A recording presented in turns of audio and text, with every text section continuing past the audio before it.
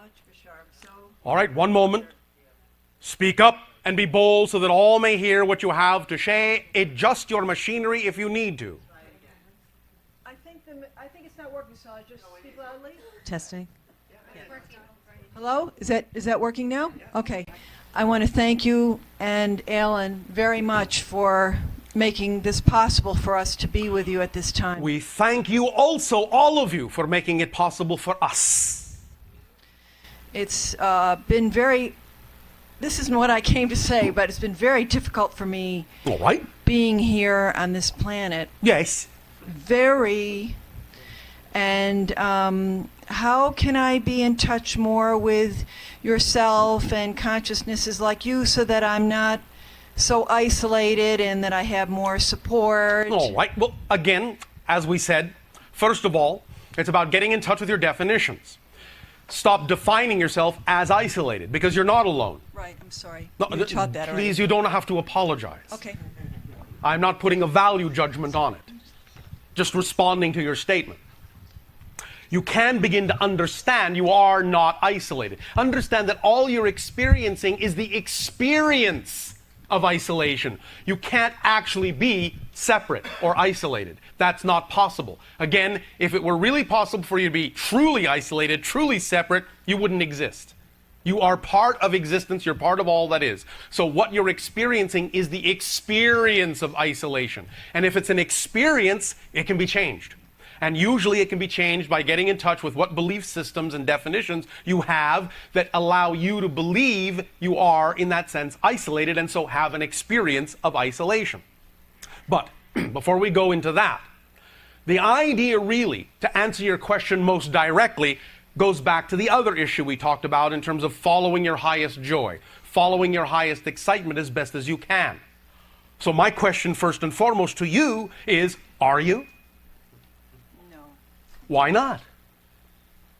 Because I have had the perhaps illusion that I have responsibilities. In what way does your definition of responsibility prevent you from following your joy? Because it's only your definition that does. I guess it was my concern about what was going on and trying to... Can you be more specific? I know that my words are full of conflict in all of the things that you have said we should let go of. So, Not should, okay, can choose to. Can choose to let go of. Yes, it's up to you. There are no shoulds here. Right. If you really, really enjoy being miserable, please continue to do so. Please. Please do not stop on my account.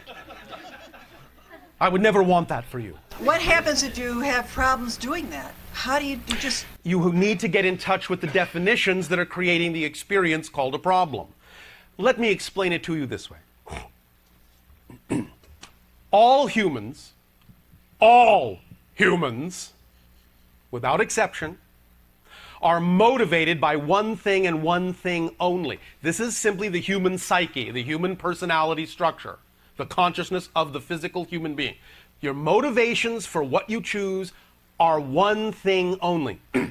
You will always, unerringly, automatically, immediately, without question, without hesitation, always move in the direction of what you define as more pleasurable and move away from what you define as more painful. Big key here. Because if you actually keep choosing to do things that are seemingly painful, and know you could be choosing to do other things that you think should be more pleasurable, the question is, why don't you? If you don't, that can only mean one thing. You have a definition about the thing that you are choosing that says it is less painful than the other choice. As painful as it might be, you have a definition that says it's less painful than the other choice. So many people on your planet, when they say, well, yes, I understand, I could be choosing this, and it seems like that would be the more pleasurable thing to do, so why don't I move in that direction? That means, that tells you right then and there, very clearly, that you have a definition, you need to find out what that definition is you've bought into that would be attached to that thing that would make the thing that is more pleasurable actually seem to be the more painful choice than what you're already doing. For example, I understand this is a simplistic example, but perhaps it will illustrate the point because it's a common idea on your planet. Many people, when they are being raised on your planet, are told, you're not really successful unless you make a lot of money. Now, they go, oh, all right, well then I'll make a lot of money. At the same time, they might also be taught, love of money is the root of all evil. Oh, well, what do I do with that? Now I have two completely contradictory belief systems to assimilate. How do I do that? Well, let's just say that for one reason or another, you really bought into the idea that love of money is the root of all evil. Well, if that's what's going on in your unconscious or subconscious mind, and you may not even know that it's there, then anything you do to move toward the idea of making money will automatically be self-sabotaged. Because if the stronger belief is, if I make money, I'm evil, and I don't want to be evil, I will do everything in my power to avoid making money. And that's the circuit you will create. Do you see where we're going with this? It's your beliefs. It's totally your beliefs, and the idea is that you have to find out what the definition actually is. Because when you identify it, when you identify what the belief is and see where it's attached in your motivational structure, as soon as it becomes transparent, it's gone. It's gone. It no longer influences you unless there's another belief that says you should keep believing that. And then that's another belief you would need to get in touch with and find out why you would have that. But the basic question is this. If you keep choosing to do things that you say are not pleasant, and you have attached the idea of a definition to it in the way we have just described, what that fundamentally translates into is you're saying that to do something that is not pleasant for you actually serves you better than any other choice you could make. You believe it serves you. If you get in touch with the definition of why you've defined that that is serving you more than any other choice, then it will become transparent how you have attached a definition to it. Once it's transparent what definition you've attached, it will go away. You'll feel the release. You'll feel the aha moment within you. You'll let it go and will automatically start replacing it with a belief that works for you, and will automatically find yourself being motivated to move in the direction of the thing you prefer because you no longer have a negative belief attached to it. How do you get in touch with that definition? How do you By literally asking yourself questions. What would I have to believe is true for me to keep choosing something I don't prefer? You have to ask yourself these questions and take yourself through an honest self-assessment of really using your imagination and your intellect and your emotions, your intelligence, to find out what would I have to believe is true about me relative to this situation for me to choose something that empirically I know is not what I prefer. And when you begin that process of asking those questions, what that belief could possibly be, your imagination will guide you. And you will eventually begin to understand, oh, I must believe this. And you'll again get that aha moment when it feels correct. You'll discover what it is. And as soon as you do, you'll simultaneously feel the release, and you'll simultaneously realize that most likely you've been carrying around other people's baggage. And it doesn't belong to you. These are beliefs that have nothing to do with you, and you can drop them and let them go. And primarily, while you're doing this process, it would be wise and beneficial, if you can, to do it with a sense of lightness, with a sense of adventure, with a sense of exploration, not with a sense of dread. Oh, what am I going to discover about myself? Maybe if I get down there and find out I have this negative belief about myself, I'm going to find out it's actually true. And so you'll avoid it at all costs. No, nothing you will discover about yourself can do anything but serve you become more of who you are. If you look at it with that attitude and approach it in that way, it will be an adventure, not a trial. Not a judgment against yourself. It will be an exploration and a discovery. And that, in and of itself, is exciting. You're going to discover more of who you are. Oh, joy. Can't wait. Bring it on. No matter what fear might come up, invite it in. Fear is a messenger knocking at your door saying, hey, there's a belief system here you're not aware of that's not working for you. I'm bringing it to your attention. Thank you, fear. I love you. And as soon as you treat your fear that way, it will say, I'm turning to joy now. Because you see, you only have one energy. You filter your energy through belief systems, and that generates what you call feelings. That's the direction in which it works. All feelings, all emotions generate from definitions and beliefs first. If you don't believe something to be true, you don't have a feeling about it. If you're walking down the street wearing white socks, someone runs up to you, some crazy person says, I really hate those orange socks you're wearing. You would just sit there and stare blankly and go, well, that's nothing to do with me. Because you don't know how to feel about it because it's not a belief you have, that you're not wearing orange socks. So the idea is similar.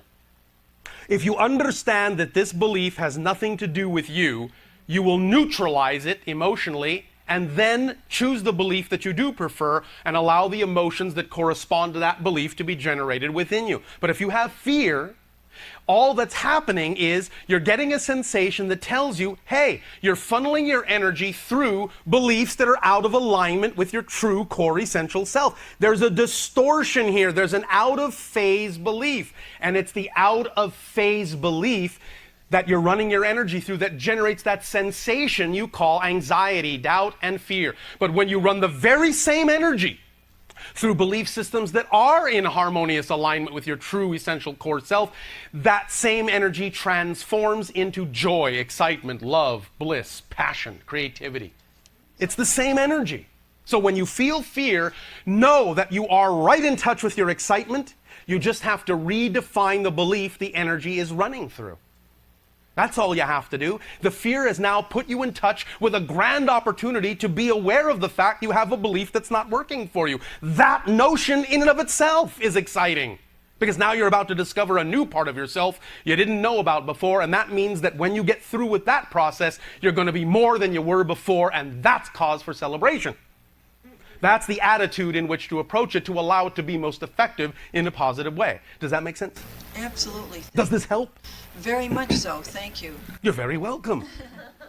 Does that suffice? Yeah. May I ask you one more question? Well, that was a question. So I suppose you can.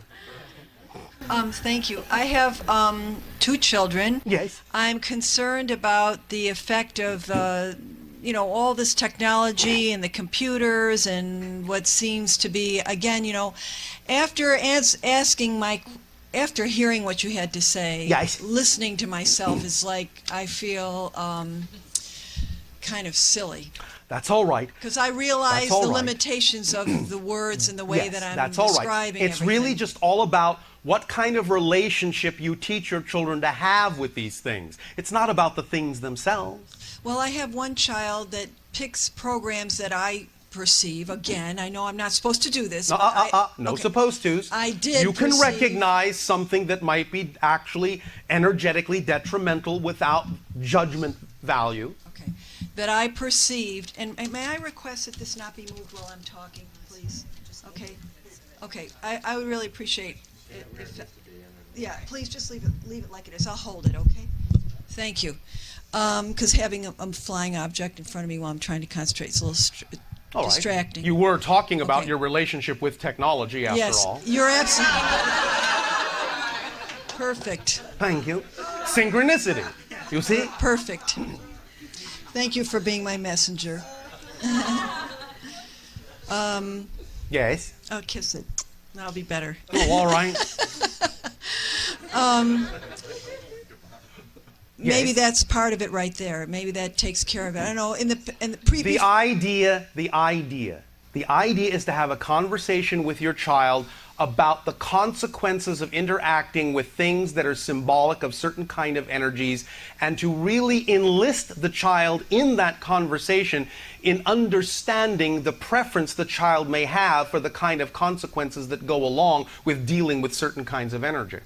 Well, does that make sense? Absolutely. I have one child, though, that becomes like almost addicted to getting on the computer, she goes crazy if she gets disconnected from it, and it becomes this All right. desperate. Then again, you see, What is first that? of all, of course, obviously, what you're getting is the consequence of a foundational relationship between you that's been going on for some time. So it may take a while for you to unwind this and retrace the steps of all the different kinds of belief systems your child has been fed from you. You understand? Yes. All right. But you can both go through this journey and this process together.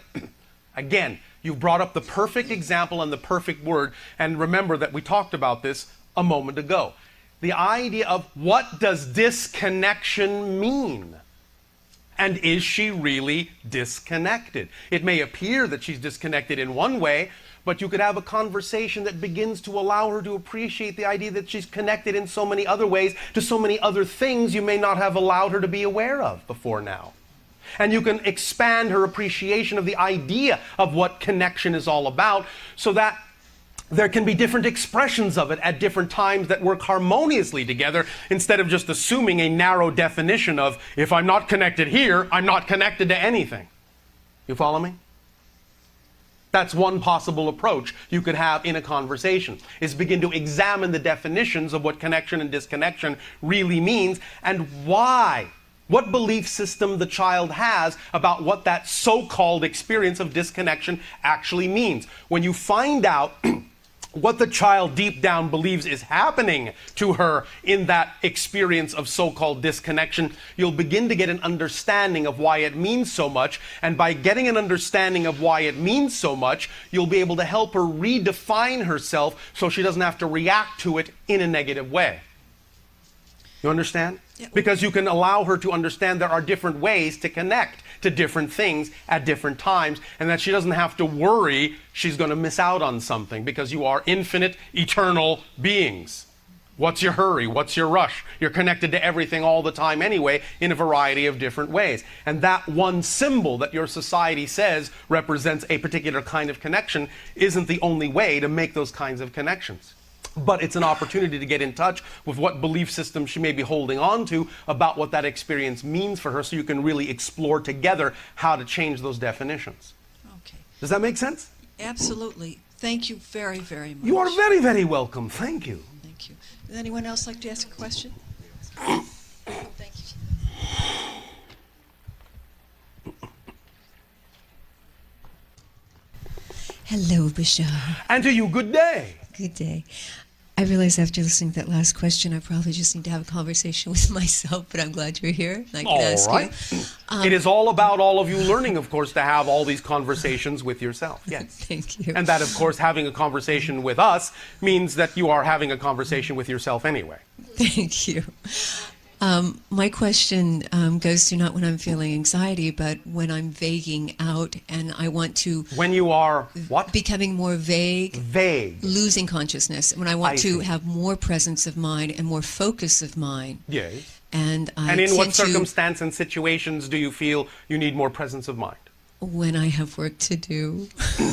Is it work that you enjoy doing? It's work that I haven't gotten to yet, but I tell myself I do want to do it. Well, that was an interesting response. You tell yourself you do want to do it. But I Not haven't. exactly, yes, that excites me.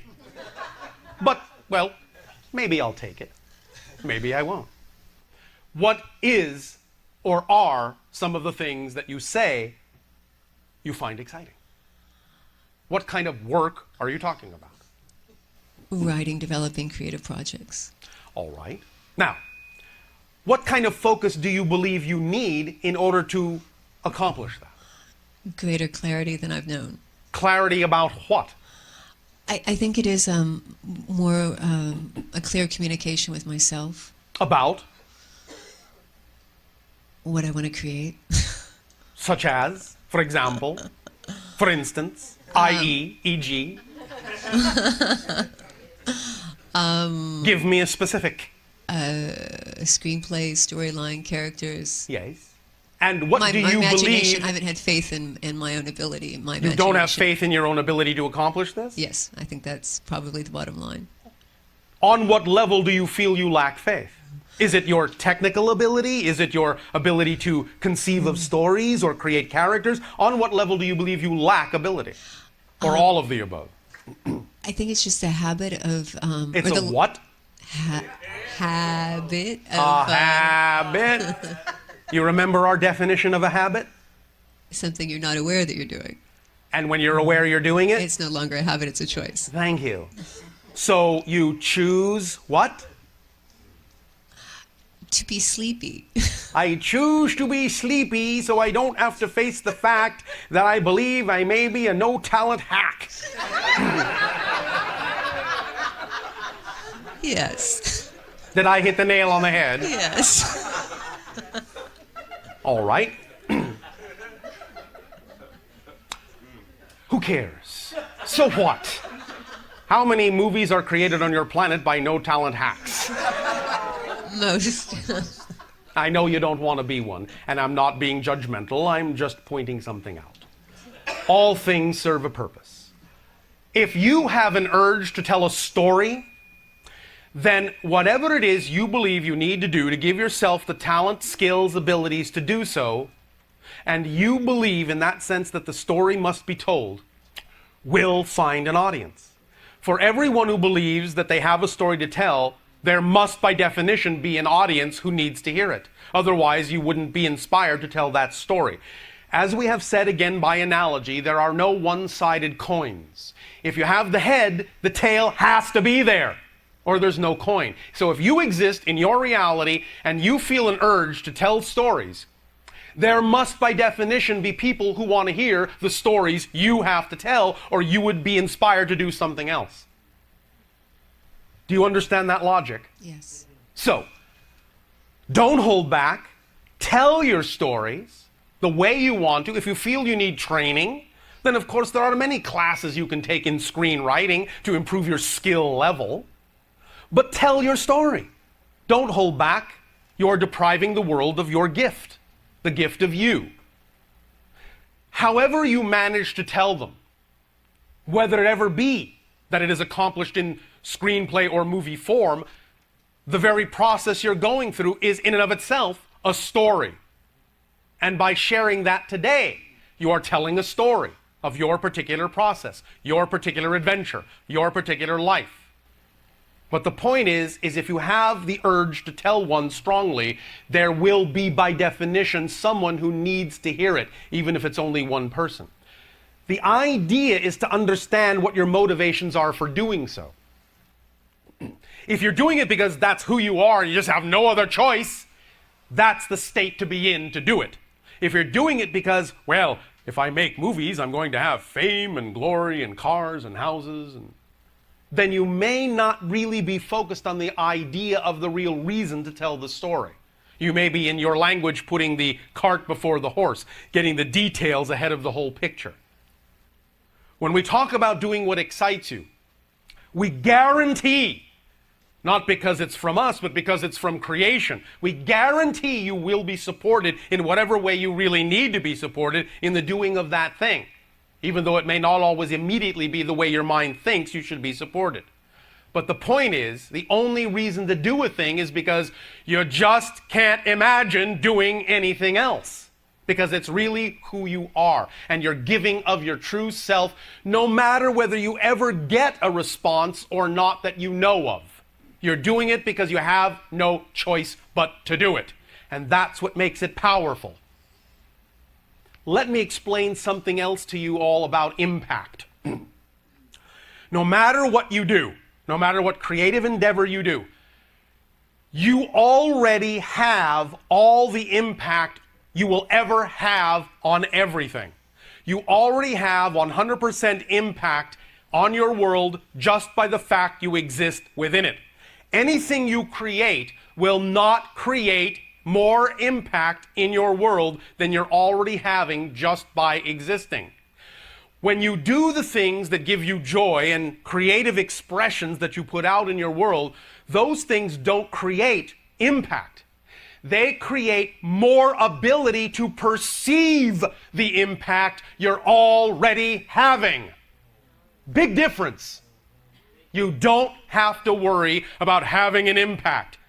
you will never be able to have more impact than you already have just by the fact that you exist. And the impact you have just by existing is already 100%. You belong. You are part of creation. You have all the impact you're ever going to have on creation just because you're part of it.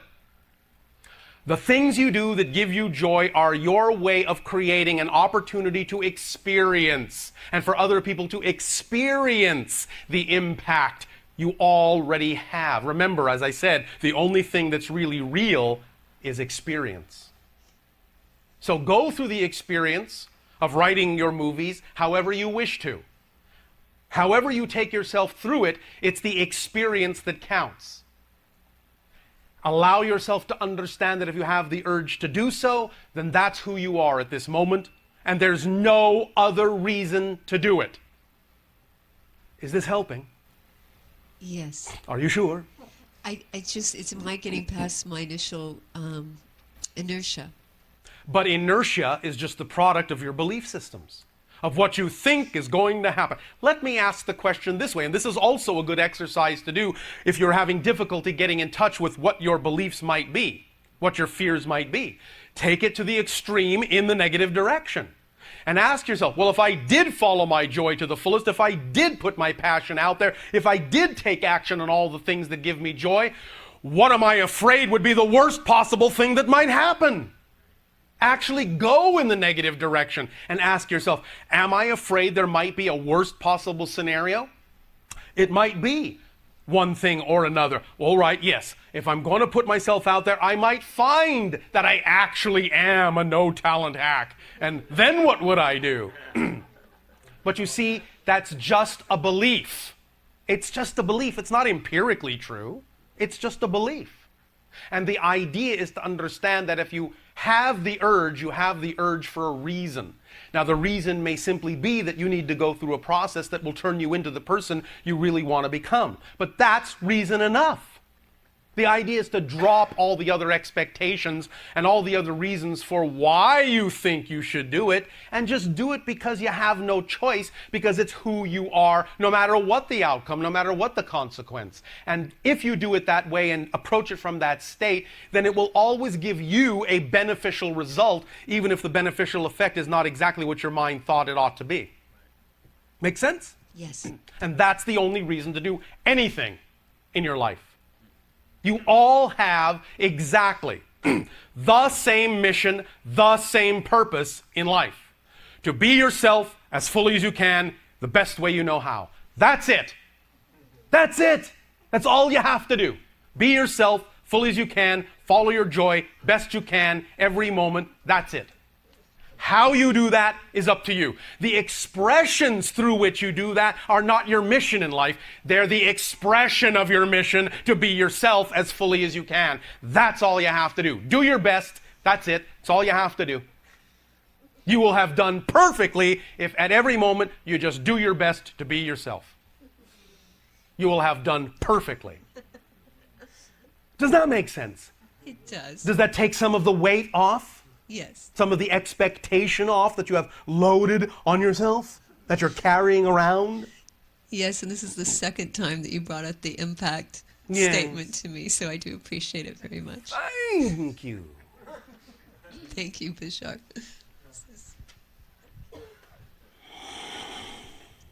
I have 2 or 3 questions, if I may. Please. We will see. But first of all, what happened to hello, good day? Greetings. I'm so pleased to be Thank here. you. Good day. Keep Very- it light. Keep it light. Remember, if you want enlightenment, just lighten up. Well, that's actually my question. Thank you. What's the next one then?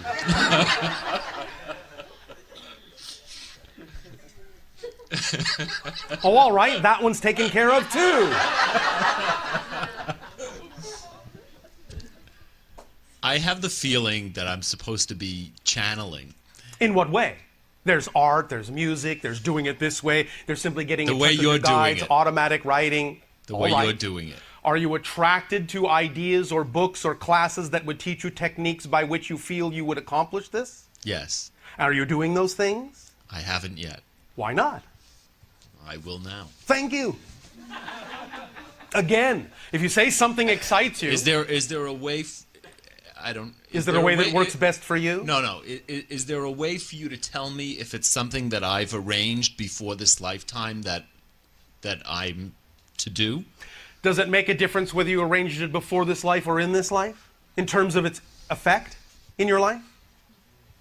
No. Then a difference that makes no difference is no difference. Okay.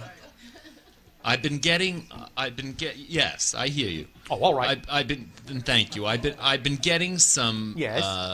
What have you been getting? signs. Oh, signs. Like right now, right in Yes. front of me, I see and it hangs around me 24 hours a day, a little black dot that just follows me around. Oh, all right. And I'd like to know what that is, and is that part of, my... It's a focal point.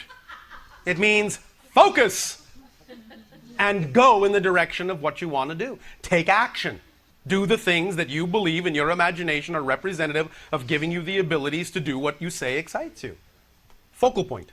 Go straight to that point. That's it. That's all you have to do. Keep moving in that direction. Follow the path of excitement. Excitement is the thread that leads to all other things that contain excitement. No matter how it looks on the surface, no matter how it appears, if it contains the highest amount of excitement out of all the things available to you to do at that moment, that's the way to go. Focal point. Focus on the thread of excitement and follow it. That's all you have to do to always be exactly where you need to be, when you need to be there, interacting with exactly whom you need to interact with at that exact moment. It's all you need to do. Follow the thread of excitement. Focal point.